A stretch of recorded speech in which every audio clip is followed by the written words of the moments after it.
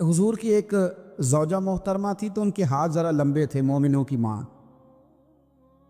बाज़ ख़वातीन ने उनसे कहा कि लंबे हाथों वाली, हम बना लेते हैं ना ये भी बात कि उसका नाक मोटा है तो इसकी आंखें छोटी हैं, तो उसके कान बड़े हैं तो इसके हाथ कैसे हैं। तो कहा लंबे हाथों वाली, तो परेशान हो गई। नबी करीम अलैहिस्सलाम तशरीफ़ लाए, क्या हुआ? इसकी या रसूलल्लाह मुझे लंबे हाथों वाली कहते हैं। तो हुजूर फरमाने लगे ये परेशान होने वाली बात है कि खुश होने वाली बात? या रसूलल्लाह क्या मतलब? फरमाया तो क्या है कि रब ने लंबे हाथ इसलिए दिए हैं ताकि मैं सखावत ज़्यादा कर सकूं। मैं सखावत ज़्यादा, ये जो मेरा चेहरा है ना, ये जो आपका चेहरा है, ये आपकी चाहत है कि अल्लाह की? फी अय्यि सूरतिन मा शाअ रक्कबक, अल्लाह फरमाते हैं जैसे मैंने चाहा है वैसे तुझे बनाया है। तो अगर मेरा मोटा नाक, मेरी छोटी आंखें, मेरी बड़ी आंखें, मेरे चिपटे कान, ये मेरे तो नहीं, ये तो मेरे रब की चाहत है। मुझे अपने मोटे होंठों से नफरत करनी चाहिए कि अल्लाह की चाहत से प्यार करना चाहिए? मुझे अपने काले रंग पर परेशान रहना चाहिए कि रब की चाहत पर मुझे प्यार आना चाहिए? अल्लाह की चाहत पर प्यार कर, ये चाहत है अल्लाह की, ये चाहत है। तू अल्लाह की चाहत से मोहब्बत कर। तू परेशान हो रहा है, फलाने का रंग हो रहा है तो मेरा काला है, फलाने का मकान बड़ा है तो मेरा छोटा है, फलां बड़ी गाड़ी में कैसे बैठ गया? भाई अल्लाह ने चाहा था बैठ गया। अल्लाह ने मेरे लिए साइकिल पसंद की है, मुझे अल्हम्दुलिल्लाह कह के साइकिल पे बैठना चाहिए। उसने पसंद की है, उसकी रिजा है कि मैं यहाँ रहूँ। तो एक बात तो ये हमेशा याद रखें कि आप अपने आप को मुतमईन करें, जिंदगी में सुकून दें। नफ्सियाती तौर पर हम बड़े डिस्टर्ब इसलिए हैं कि हम बेसुकून रहते हैं जानबूझ के, वजह ही कोई नहीं। लेकिन ना, जब तक जिंदगी है अल्लाह ने जिंदा रखना है, और जब वक्त आ जाना है तो फिर कोई हमें बचा सकता। तो टेंशन किस बात की, डिप्रेशन किस बात का है? बड़े बड़े समझदार लोगों को काला जादू हो जाता है, और बड़े बड़े अक्लमंद लोग होते हैं जिनकी भाभी उन्हें नज़र लगा देती है। बड़े बड़े समझदार लोग होते हैं कि जिनकी दुकान के आगे कोई तावीज़ फेंक जाता है। बड़े समझदार लोग हैं लेकिन वो छोटी छोटी बातों से इतने कमज़ोर हो गए कि सांप से डरते डरते रस्सियों से भी डरना शुरू कर दिए। रस्सियों से, वो जी मैं सुबह कल चल रहा था तो मेरे पीछे कोई चल रहा था, तो मैंने कहा साया होगा आपका, कोई साथ चलता है। एक हदीस है तिरमिज़ी शरीफ की, इसे याद कर लें, बड़ा नफ़ा देगी। मेरे नबी करीम अलैहिस्सलाम ने फरमाया अगर सारी दुनिया मिल के भी तेरा नुकसान करना चाहे तो जब तक रब की मशीयत ना हो तेरा नुकसान हो नहीं सकता। ख़त्म हो गई बात, बाहर आ जाए इस चीज़ से। और फरमाया सारे ज़माने के लोग मिलकर तेरा नफ़ा करना चाहें तो जब तक अल्लाह ना चाहे वो तेरा कोई नफ़ा कर नहीं सकते। नुकसान भी अल्लाह की मशीयत पे है, नफ़ा भी अल्लाह की रिज़ा पे है। तो फिर आप बिला वजह लोगों को देखकर टेंशन क्यों लेते हैं? एक बात। दूसरी बात ये कि दूसरों की नफ्सियात का भी थोड़ा थोड़ा ख्याल करें। हम पता क्या चाहते हैं, सारे मेरे मुताबिक चलें, फिर नफ्सियाती मसाइल पैदा हो। एक बच्चे ने ना हुजूर के कपड़ों पर पेशाब कर दिया था, उसकी माँ परेशान हो गई, बुखारी है। या रसूलल्लाह वो बच्चा था, पता नहीं चला। तो नबी पाक फरमाने लगे क्या हो गया, वो बच्चा है, अल्लाह ने पानी पैदा किया ना, अभी इस पे पानी बहाएंगे सब ठीक हो जाएगा। वो बच्चा है। लेकिन हाजी साहब घर में बिगड़ जाते हैं, पोता अगर पेशाब कर दे, कहते हैं मैं नमाज पढ़नी होंगी, वो बिगड़ जाते। पीर साहब बिगड़ जाते इस बात पे, अल्लामा साहब बिगड़ जाते, शेर साहब कहते हैं पता ही नहीं बच्चे ने पेशाब कर दिया। हुजूर ने फरमाया कि बच्चा बच्चा होता है, वो छोटा है, उसका एक मिजाज है, उसका एक मुतालबा है। नबी करीम के गुलाम के बेटे हैं हज़रत उसामा बिन जैद, नवासों की बात नहीं सुना रहा, जैद बिन हारसा हुजूर के गुलाम थे, उनके बेटे हैं। छोटी उम्र थी, नाक बह रहा था। वैसे दादाजी नाक साफ कर देते हैं पोते का, हो सकता है वो डांट देकर चल दौड़ जा, कितना गंदा, अम्मा से कहा तेरा नाक साफ करे, चल नलायक। नाना भी कहते भाग जा, क्योंकि वो हाजी साहब ने वुजू करना है, नमाज पढ़नी है, तो उनके करीब ये चीज़ आ गई तो बड़ा मसला बन जाएगा। नबी करीम सल्लल्लाहु अलैहि वसल्लम ने कहा आयशा उसामा की नाक बह रही है, साफ कर दो। حضرت عائشہ کہتی ہے میں ذرا اٹھی کو کپڑا دیکھ لو تو حضور جلدی سے اٹھے. ایک روایت تو یہ ہے کہ حضور نے ناک پوچھ دیا، اور دوسری میں کہ نبی پاک قریب پہنچ گئے. جناب عائشہ کہتے ہیں میں نے ہاتھ پکڑ لیا، میں نے کہا حضور کپڑا لینے گئی تھی آ گئی. کہتی ہے میں نے اپنے ہاتھوں سے ان کی ناک صاف کر دی، ریڑھ صاف کر دیا. اللہ کے رسول گویا میری طرف دیکھ کے مسکرائے، حضور راضی ہوئے. بچے تو بچے ہوتے ہیں، بچے تو بچے ہوتے ہیں. اب آپ کو بچہ حاجی صاحب مانے، پہلے نمازی صاحب مانے، آپ کو پہلے بچہ جو ہے وہ بڑا سیانہ مانے، سمجھدار مانے، عقل مند مانے، پیر صاحب مانے. چھوٹا بچہ تو وہ نہیں مان سکتا. آپ اس کی نفسیات کے مطابق اس کے ساتھ چلیں. اب رویہ وہ رکھیں کہ وہ بچہ ہے، وہ چھوٹا ہے. حضور بچوں کے پاس سے گزرتے تھے تو انہیں سلام کہتے تھے. آپ بھی کہتے ہیں، آج سے کہیں گے. حضور گزرتے چھوٹے کہتے السلام علیکم. اور نبی پاک صلی اللہ علیہ وسلم کبھی کبھی نا بچے کھیل رہے ہوتے تو حضور بیٹھ جاتے، فرماتے یار میرے سینے سے تو لگو. حضور زمین پہ بیٹھ جاتے، بچہ یوں ہاتھ پہ، بچہ دوڑا آتا، حضور کے سینے سے جب لگتا تو نبی پاک گر جاتے اور فرماتے اوئے ہوئے تم نے تو مجھے گرا ہی دیا ہے. یہ بچوں کے ساتھ آپ جو رویہ رکھیں گے وہ میٹھا ہوگا.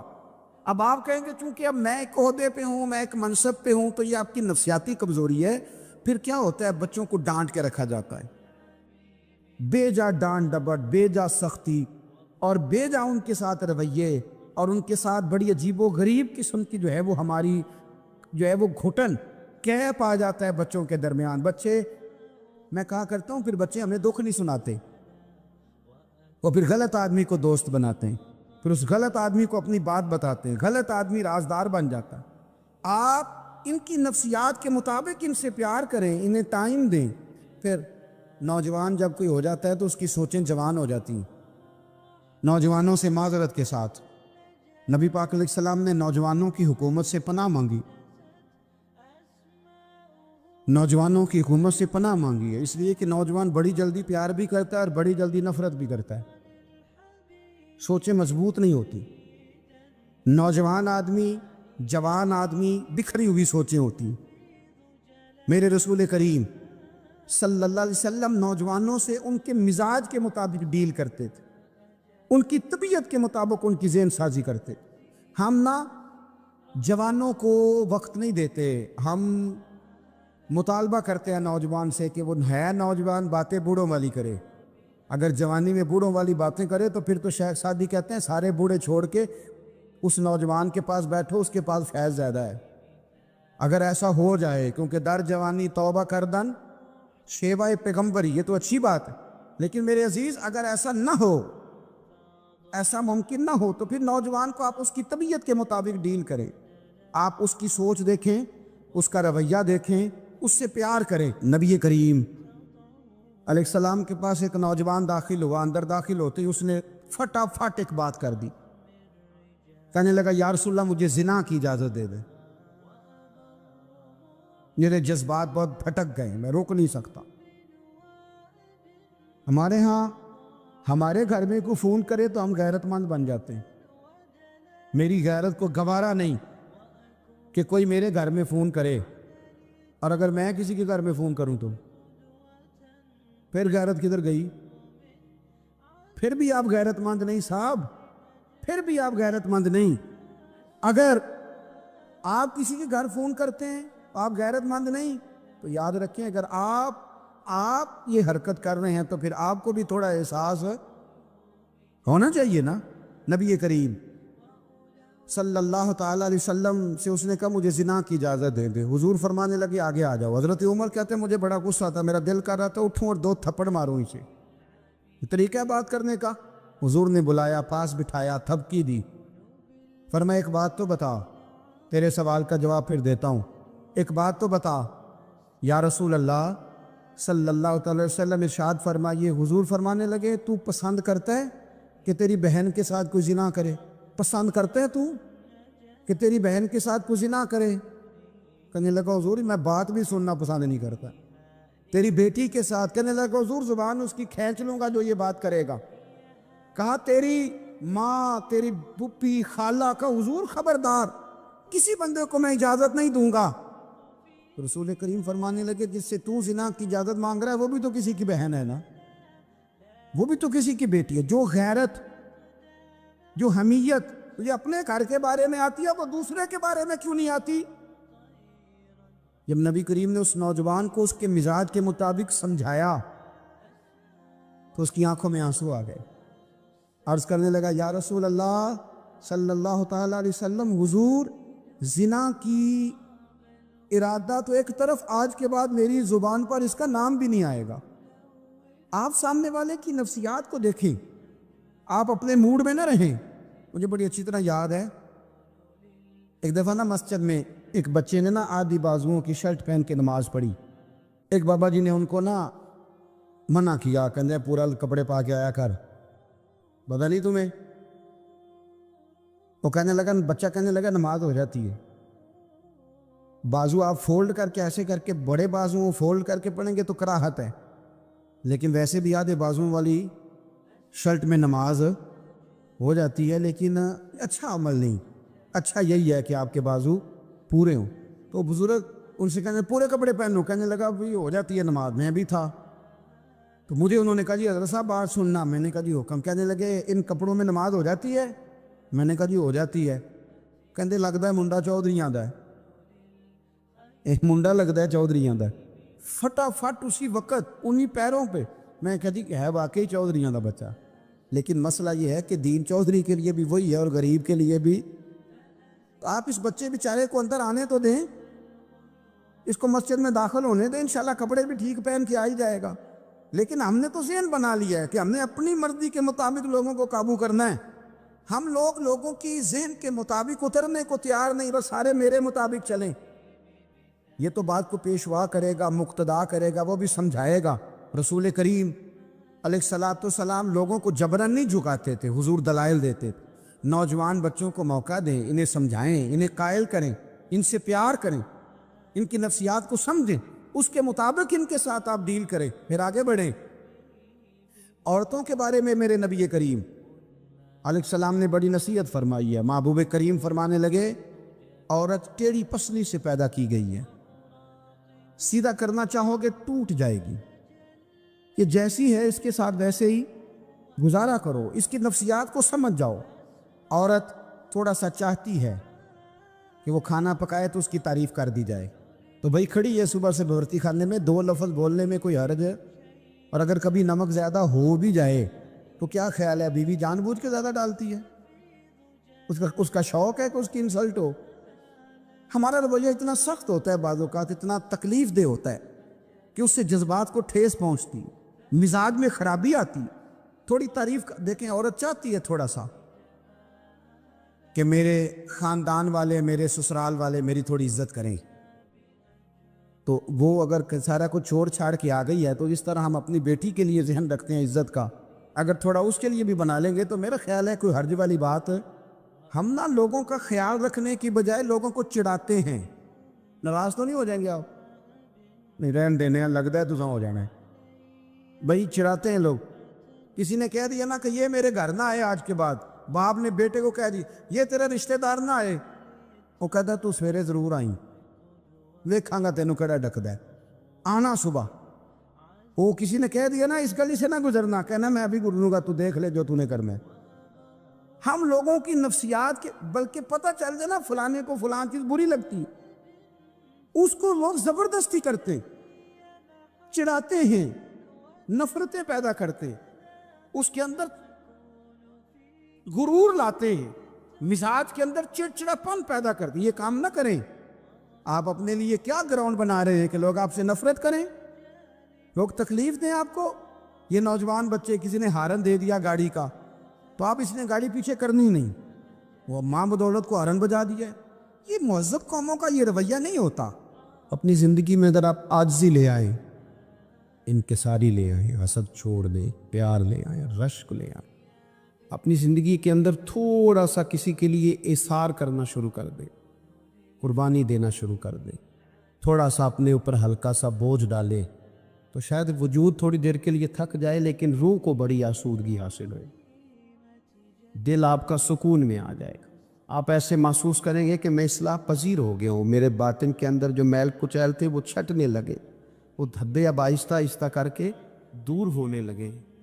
ہمارا تو سٹیٹس اتنا خوفناک ہو گیا کہ ہمارے اپنے ترستے رہتے کہ چلو 2 جملے پیار کے بول دے، 2 جملے، اور کسی کے لیے بھی نہیں یار. ہمارا تو یقین کرے وہ بلند و باغ مزاج جانے ہمیں کہاں جا کے کھڑا کرے گا، کس جگہ پہ جا کے ہم رکیں گے.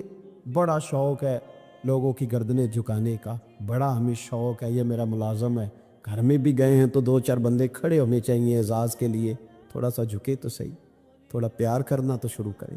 تھوڑا یہ آپ کی دیکھیں نا، جو بالکل اکڑ جائے وہ مردہ ہوتا ہے، اور جس میں کچھ نہ کچھ لچک ہو وہی تو زندہ ہوتا ہے.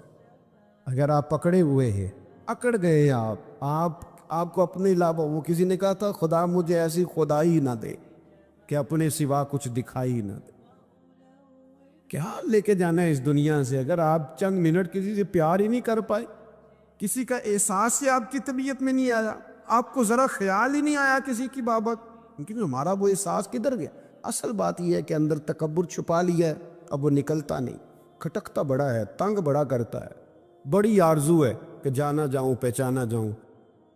سمجھتے نہیں. مولا علی شیر خدا غلام سے فرمانے لگے چل نہ یار کپڑے خریدے. خادم کہتا ہے میں ساتھ گیا. حضرت علی نے 2 جوڑے خریدے. فرمایا جی 2 لینے بھی، ایک تیرا ایک میرا. کہتے ایک خاصا مہنگا لیا، ایک ذرا سستا لیا. میں فوراً سمجھ گیا مہنگا آقا کا ہے اور سستا اسی طرح ہی ہوتا ہے نا. مہنگا جوڑا آقا کا ہے اور سستا غلام کا ہے. کہتے تھیلے میں کپڑے ڈالے، میں نے اٹھائے، میں غلام تھا. وہ چوک آ گیا جہاں سے مولا علی نے اپنے حجرہ نور میں جانا تھا اور میں نے اپنے گھر جانا تھا.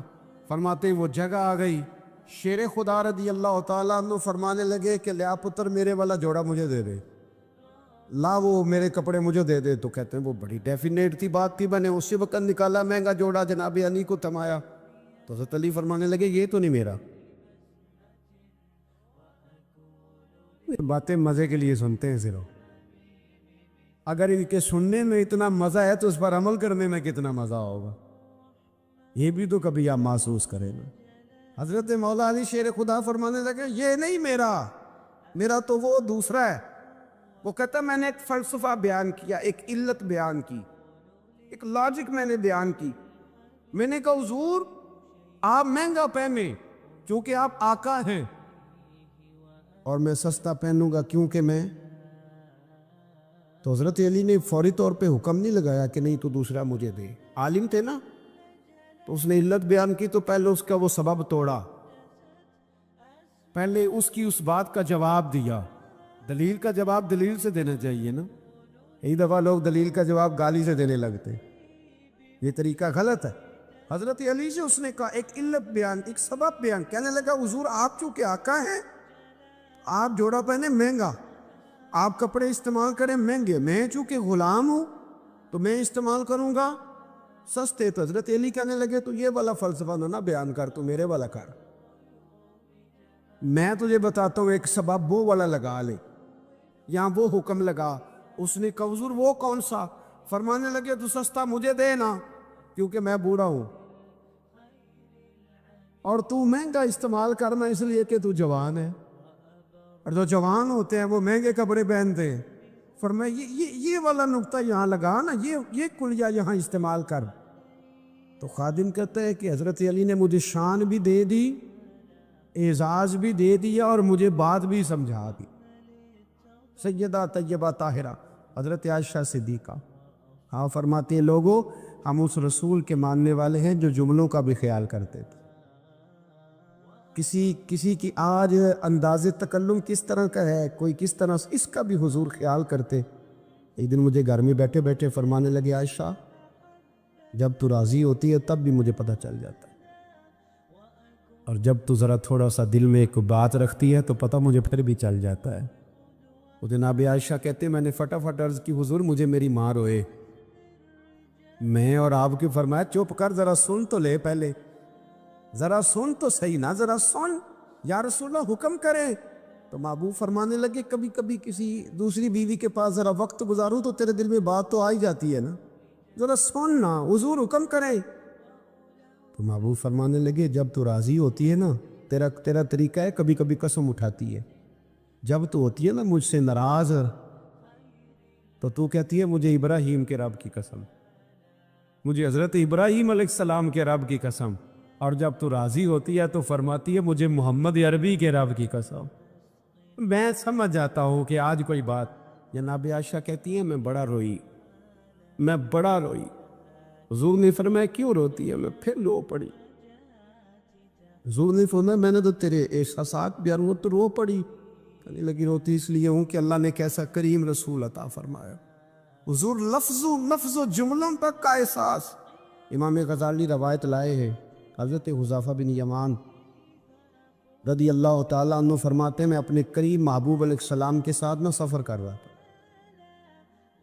گرمی کا موسم تھا، سفر کرتے کرتے ہم ایک باغ کے قریب سے گزرے تو سامنے کنواں نظر آیا۔ حضور فرمانے لگے حذیفہ یار گرمی بڑی ہے، غسل نہ کر لیں؟ میں نے کہا حضور بڑی بات ہے، کر لیں۔ کہتے سرکار کنویں کے قریب گئے تو کپڑوں سمیت غسل کرنے لگے، پھر بھی مجھے فرمایا کہ ذرا چادر نہیں تان لیتے؟ میں ذرا پسند نہیں کرتا کہ یہ گرمیوں میں ہمارے بچے جس طرح کا لباس پہنتے، یہ تہذیب کے مطابق نہیں، تہذیب کسی اور چیز کا نام ہے۔ آپ ذرا کھلا لباس پہنیں اور آپ ذرا کچھ چیزوں کو چھپائیں، آپ مہذب لگیں گے، آپ مناسب لگیں گے۔ کالی بنیان پہن کے تو گلی میں نکل جانا، گلی میں کیا گھر میں بھی بیٹیاں ہوتی، بہنیں ہوتی، کیوں اس طرح کا لباس پہنتے جو غیر مناسب محسوس ہو؟ حضرت حذیفہ بن یمان رضی اللہ تعالیٰ عنہ فرماتے حضور کپڑوں سمیت غسل فرما رہے تھے، پھر بھی مجھے فرمایا چادر تان لو۔ توجہ ہے میری بات یہ نوجوان ذرا زیادہ غور کرے کیا عرض کر رہا۔ کہتے میں چادر تان کے کھڑا ہو گیا، حضور غسل کرنے لگے تو پانی ٹھنڈا تھا، گرمی بھی بڑی تھی، حضور کو نہ ذرا لطف آیا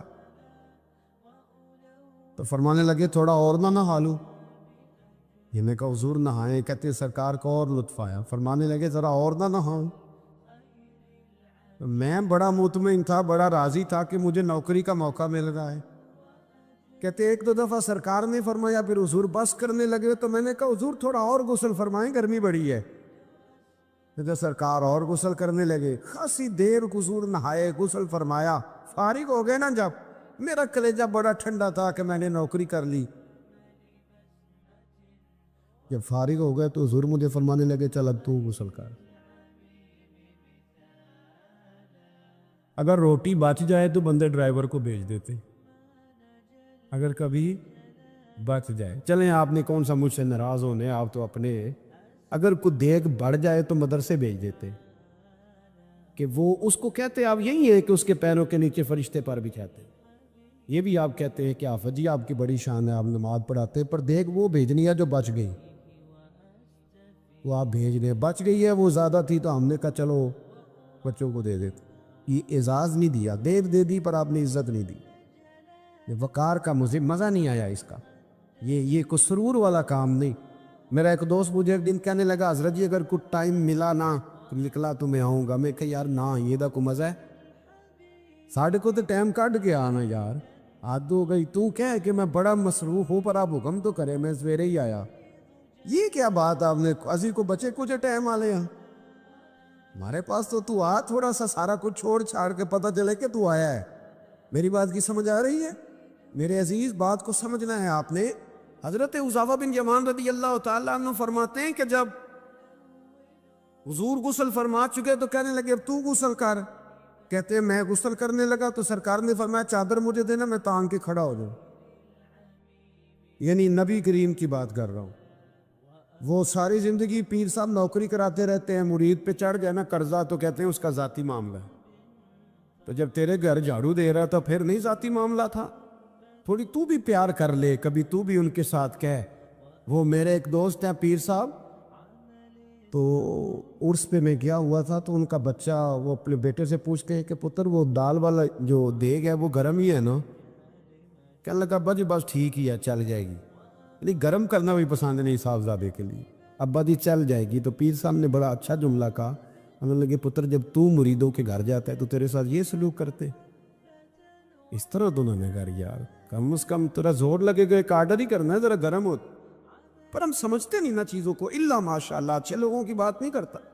میرے بھائی حضرت حذیفہ بن یمان رضی اللہ تعالیٰ عنہ فرماتے ہیں قربان جاؤں، کریم رسول نے چادر تان لی، میرے لیے چادر تان لی، میرے لیے، تو امیر حرم، میں فقیر بے نوا، تو کجا من کجا، یعنی میرے لیے چادر، میں گلیاں دا روڑا کوڑا تے میں نو محل چڑھایا ہے سائیاں، حضور نے چادر تان لی، کرنا غسل، اگر مجھے گرمی لگ رہی ہے تو تجھے بھی تو لگ رہی ہے نا۔ حضرت حذیفہ بن یمان کہتے ہیں میں نے کہا حضور میں بغیر چادر کے فرمایا نا میں کھڑا رہوں گا، تو کر غسل۔ حضرت حذیفہ بن یمان کہتے ہیں تھوڑا سا غسل کر کے میں نے چھوڑ دیا، حضور فرمانے لگے نہیں اور نہا ذرا۔ کہتے ہیں میں نے عرض کی یا رسول اللہ صلی اللہ علیہ وسلم میں نہا لیا، فرمایا نہیں تھوڑا اور غسل کر۔ فرماتے میں نے اور غسل کیا، تھوڑی دیر کے بعد فارغ ہوا، میں نے کہا حضور مہربانی فرمائیں میں نہا چکا، تو فرمانے لگے نا امید اتنی دیر میں نے کیا ہے، تمہیں اتنی دیر غسل کا۔ حضرت حذیفہ بن یمان کہتے میں رو پڑا، میں نے کہا محبوبہ تیرے کرم پہ قربان جاؤں، اب بس کرے، حضور میں نہا چکا ہوں۔ تو حضور فرمانے لگے حذیفہ گھر سے کٹھے نکلے تھے نا، گرمی میں ایک جیسا سفر کیا ہے نا، یار تو غسل کر، مجھے اچھا لگ، یار یہ کیا سٹیٹس ہم نے بنا لیا، ہم اپنوں کے بیچ بھی اسی طرح رہیں گے، ہم اپنوں کے بیچ جو ہمارے اپنے ہیں ہم ان سے بھی کبھی، میں مسجد میں بیٹھا ہوں باب وضو، وہ بھی میں نے عشاء پڑھی ہے، وہ دیانتداری سے بتاتا ہوں، یہ بیمار ہو گیا تو بڑی میری ٹانگوں میں ٹائیفائڈ بخار تھا، تو بڑی سخت تکلیف میری ٹانگوں میں آئی، اذیت آئی، مجھے چلا نہیں جاتا تھا، چھڑی پکڑ کے میں چلتا تھا، میری اماں دی حیات تھی، میں نے اسے کہہ دیا کہ بڑی ٹانگوں میں درد ہے، تو میں سو گیا، میری آنکھ کھلی تو میری ماں میری ٹانگیں دبا رہی، میری ماں میری ٹانگ، اور میری جیسے آنکھ کھلی تو میں نے جھٹ سے اپنی ٹانگوں کو سمیٹا، میں نے کہا اماں جی آپ یہ کیا کر رہی ہیں؟ تو میری اماں جی نے کیا، بیمار رہتی تھی، شوگر تھی، کہنے لگی پتر تو نہیں میری روز دباندہ، آپ بات کو سمجھے نا، وقت گزر گیا، وہ انتقال کر گئی، 8-9 سال بیت گئے، پر وہ کبھی اس وقت کو یاد کرتا ہوں تو دل ٹھنڈا ہو جا۔ ہم حسد کرتے، بہت سارے لوگوں سے کرتے ہیں، ماننے کو تیار نہیں ہوتے، کرتے، بلکہ امام غزالی رحمۃ اللہ علیہ تو فرماتے ہیں کہ حسد تو پایا ہی مالداروں اور صاحب علم لوگوں میں جاتا ہے۔ وہ کہتے ہیں غریب آدمی ان پڑھ بندہ تو اس دوڑ میں شامل ہی نہیں ہوتا، وہ نہیں شامل ہوتا، وہ سمجھتا ہے کہ میں تو اس پائے کا ہی نہیں ہوں، اس میں تو شامل ہی وہ ہوتے ہیں جن کے پلے کوئی شے، تو لوگ حسد کر رہے ہوتے ہیں، اندر جھگڑا ہوتا ہے، وہ پریشان ہوتے تو بے سکون رہتے۔ اصل مسئلہ اس بات کا نہیں ہوتا کہ میرے پاس نعمت نہیں، اصل رٹا یہ ہوتا ہے کہ میرے پاس تو ہے پر اس کے پاس نہیں ہونی چاہیے تھی، ادھر کیسے چلی گئی۔ اعلیٰ حضرت فرماتے ہیں حسد کرنے والا اس بندے پر اعتراض نہیں کر رہا ہوتا، حسد کرنے والا بنیادی طور پر اللہ کی تقسیم پر اعتراض کرتا، اللہ کی تقسیم پر۔ ہمارے اندر یہ میل چڑھ، اور گھروں کے اندر یہ پوری ایک دوڑ شروع ہے، دیورانی کے اندر، جیٹھانی کے اندر یہ پوری دوڑ ہے، اور ایک وقت آتا ہے کہ بھائی بھائی سے حسد کرنے لگ جاتا ہے، کیسے سکون پائے گا؟ حسد ایک آگ ہے، اور ترمذی شریف کے جو لفظ ہیں حدیث کے وہ بڑے نرالے ہیں۔ نبی پاک صلی اللہ علیہ وسلم نے فرمایا حسد نیکیوں کو یوں کھا جاتا ہے جیسے خشک لکڑی کو آگ کھا جاتی، یعنی وہ کھائی جاتی ہے، لکڑی کی اپنی کوئی حیثیت باقی، تھوڑی دیر پہلے وہ لکڑی تھی اور اب وہ خاک ہے، حسد کھا جاتا ہے۔ تو اور پھر مزے کی بات یہ کہ یہاں حضور نے ایک اور بھی بات بیان کی، میں حسد نیکیوں کو کس کو کھاتا ہے؟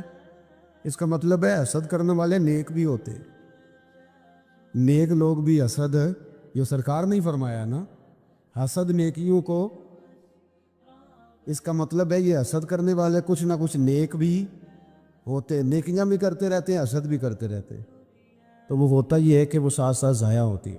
حسد نہ کریں، رشک کریں، رشک کریں۔ آپ کہیں کیا بات ہے؟ جناب عائشہ صدیقہ رضی اللہ تعالیٰ عنہ فرماتی ہے میں نے ساری زندگی سیدہ خدیجہ الکبریٰ پہ رشک کیا۔ کیا بات تھی اس عورت کی، ان کا رنگ بھی زیادہ گورا نہیں تھا، سرکار سے عمر بھی کچھ زیادہ تھی، 2 دفعہ پہلے نکاح بھی ہو چکا تھا، پر کیا قابل رشک بھی ہے کہ جسے اپنی ساری حیات ظاہرہ میں میرے نبی پاک نے یاد کیا ہے۔ اب رشک کرے، کہیں کیا بات ہے، اللہ اسے دیا تو مجھے بھی دے، رشک سے